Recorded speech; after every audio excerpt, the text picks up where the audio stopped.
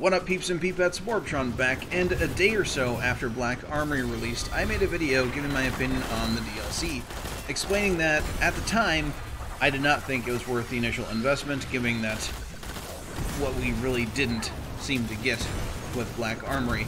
At the end of that video, I said I'd be making another follow-up video further into the DLC, in hopes that as time went on, our power level increased and stuff unlocked, my opinion would change. So here I am. Here you are. One thing I do want to bring up before we get into the nitty-gritty of the details is the cost for the annual pass. That does include Black Armory, Joker's Wild, and Penumbra, which is all three of the DLCs that are going to be within Forsaken. So that investment will get better over time. It does keep people coming back if you have to invest in an entire year's worth of DLC in one go. But for that first release, being Black Armory, the initial cost, if you put the price tag only on Black Armory, can seem high for what we have at this exact moment. And what do we have right now? Right now we have PvE content only. We have no new Crucible stuff other than new weapons to use in the Crucible. We have a new raid. Apparently it's pretty fun. I still haven't done it because I've been just too busy with other things, and I just don't want to LFG it. The Forges, they're pretty fun to stomp now that I'm 650. The first week they were difficult, when solo queuing especially, and people didn't know what to do. But now as time has gone on, I gotta say they are really, really fun. And being able to farm for very competitive, if not the best weapons in a lot of archetypes is great. Looking at you, Blast Furnace. Great pulse rifle. The new exotic weapons, they look neat. I don't have any of them yet, though, because RNG, literally don't have any. Don't have Anarchy, because I haven't done the raid. Haven't gotten Le Monarch, because I can't seem to get it to drop. Yeah, kind of salty. There's new weapon mods. Some are really good, like Rampage Spec, Surrounded Spec, Dragonfly. Others are not so great, but the weapon mods that actively do a thing now, it's not just buff a stat on a gun, like, doesn't give you, it gives you a little bit more range, gives you more stability, you know, makes the recoil direction more controllable, that sort of thing. Having mods that actually actively buff things, like extending the time for Rampage, extending the amount of damage you gain from the Surrounded perk, making the Dragonfly mods look like nuclear explosions, basically. It's really cool. I really want to see more mods like that in the future. Not just more weapon mods, but I want to see armor mods like that as well. I think that'd be pretty cool. They have a potential to give us a lot of really neat things with mods that actively do a thing. They can make our legendaries feel maybe one step closer to exotic. Stuff to look forward to in the Black Armory. We have a lot of content that still isn't unlocked or discovered yet. But again, it is just more PvE content. We have Naomi Labs coming up on January 8th. Will it be another dungeon like Shattered Throne? Personally, Shattered Throne, yeah, I like having a new thing to do. That's all that it really was for me, is just another thing to do. I never really super enjoyed it, other than it was just something different.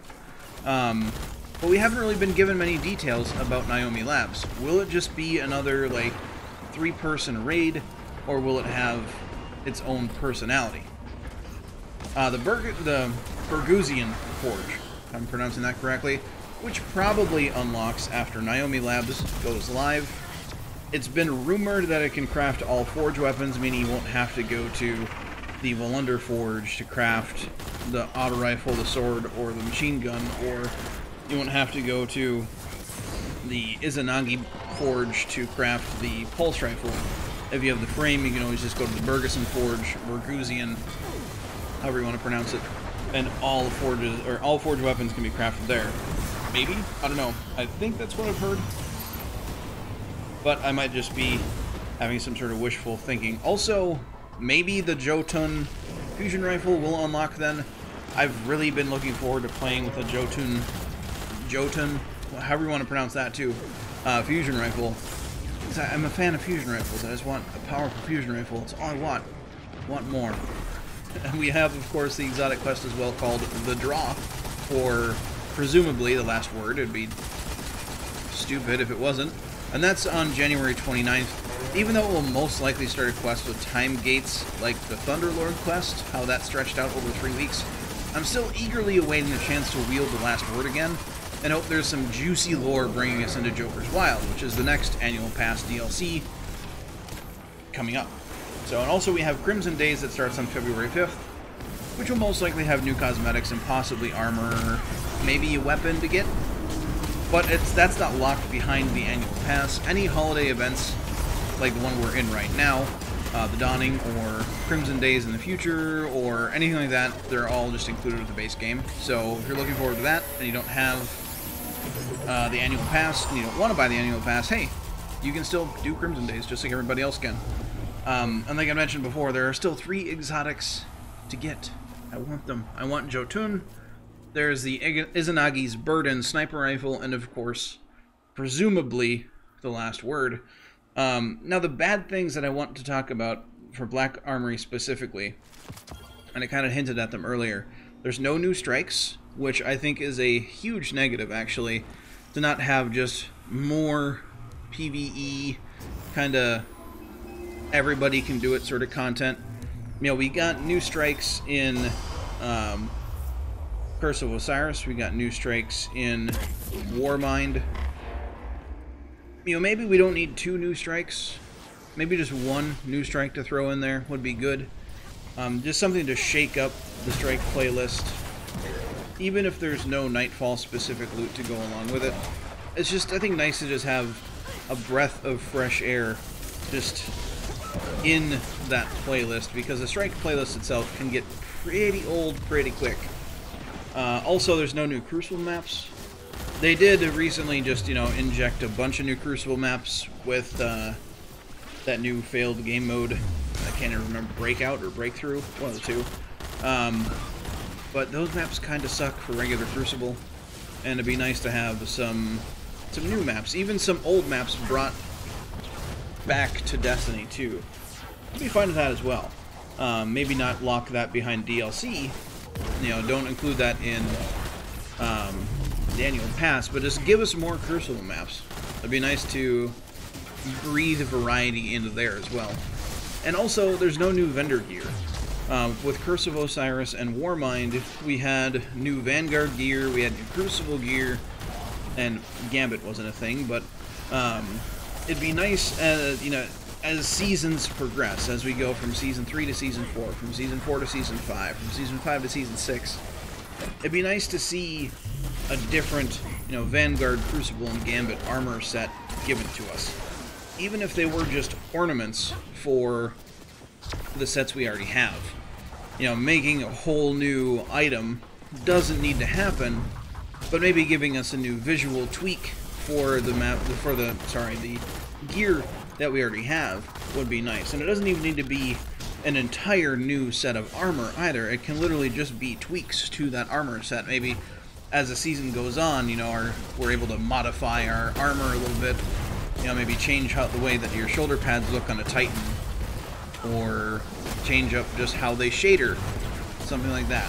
It doesn't have to be a whole new armor set, but just give us something to unlock to change the way our Guardians look from season to season. If we have an entire year of our Guardians looking the same, minus, you know, the new set of armor we have from a raid, or the new set of armor we have from the Forges this time around, give us more. Give us more variety. Variety is good. Variety is the spice of life. Overall, things look better than they did a few weeks ago. But, of course, whether or not you want to invest in the Annual Pass is going to be your decision. If you like Destiny 2, you want to play more of Destiny 2, the answer, you know, is yes. You might want to look into making that investment, especially if you're going to see yourself sticking around for this rest of Forsaken. You know, we have Joker's Wild and Penumbra. We know Joker's Wild is going to be focused along Drifter and his storyline, which is really cool. And Penumbra is redacted. We don't know much about it. If you don't like Destiny 2, if you still think that Bungie has to make a lot of changes for you to come back to the game more consistently, then sit back and wait to see if more positive changes happen. You know, no one's going to force you to buy it if you don't want to. The power level is unlocked just by having Forsaken. So when Black Armory released, when the new season came out, everybody's power level that has Forsaken, their new cap was 650.